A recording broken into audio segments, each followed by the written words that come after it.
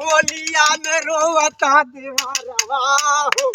भौजी गई नाई हरवा होलिया में रोवता देवारवा हो भौजी गई नाई हरवा नाई हरवा भौजी गई नाई हरवा भौजी गई नाई हरा होलिया में रोवता देवारवा हो भौजी गई नाई हरा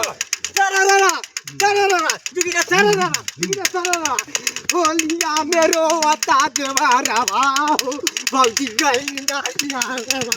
होलिया में रोवता देवारवा भौजी गई नाई हरा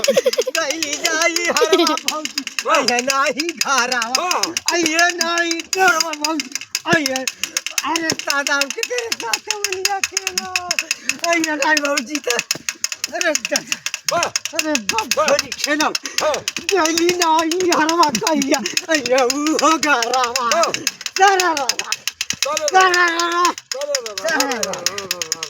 नमस्कार।